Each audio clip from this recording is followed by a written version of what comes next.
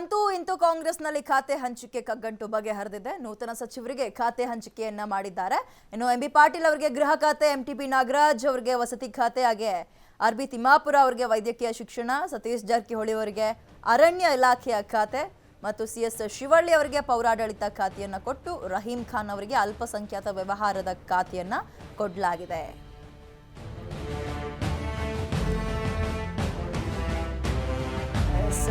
Finally ಅಂದ್ರೆ ಸಚಿವ ಸಂಪುಟ ವಿಸ್ತರಣೆಯಾಗುತ್ತಾ ಅಥವಾ ಪುನರ್ರಚನೆಯಾಗುತ್ತಾ ಅನ್ನುವಂತಹ ಪ್ರಶ್ನೆ ಕಾಡ್ತಾ ಇತ್ತು. ಫೈನಲಿ ವಿಸ್ತರಣೆಯಾಗಿದೆ. ಕೇವಲ ವಿಸ್ತರಣೆ ಅಲ್ಲ, ಒಂದಷ್ಟು ಪುನರ್ರಚನೆ ಕೂಡ ಆಗಿದೆ. ಅದರಲ್ಲಿ ಅದಾದ ನಂತರ ಒಂದಷ್ಟು ಜನ ನನಗೆ ಇಷ್ಟು ದಿನ ಸಚಿವ ಸ್ಥಾನ ಬೇಕು ಅಂತಿದ್ದವರು, ಆದರೆ ನನಗೆ ಇದೇ ಖಾತೆ ಬೇಕು ಅಂತ ಸಚಿವ ಸ್ಥಾನಕ್ಕೆ ಆಯ್ಕೆ ಆದ ನಂತರ ಹಠವನ್ನು ಹಿಡಿದಿದ್ರು, ಪಟ್ಟು ಹಿಡಿದಿದ್ರು. ಅದೊಂಥರ ದೊಡ್ಡ ತಲೆನೋವಾಗಿತ್ತು ಕಾಂಗ್ರೆಸ್ಗೆ. ಫೈನಲಿ ಕಾಂಗ್ರೆಸ್ನಲ್ಲಿ ಖಾತೆ ಹಂಚಿಕೆಯ ಕಗ್ಗಂಟು ಬಗೆಹರಿದಿದೆ.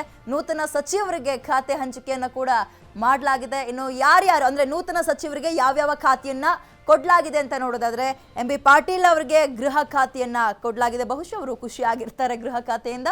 ಎಂಟಿಬಿ ನಾಗರಾಜ್ ಅವರಿಗೆ ವಸತಿ ಖಾತೆಯನ್ನ ಕೊಡಲಾಗಿದೆ. ಜೊತೆಗೆ ಆರ್ಬಿ ತಿಮ್ಮಾಪುರ ಅವರಿಗೆ ವೈದ್ಯಕೀಯ ಶಿಕ್ಷಣದ ಖಾತೆಯನ್ನ ಕೊಡಲಾಗಿದೆ.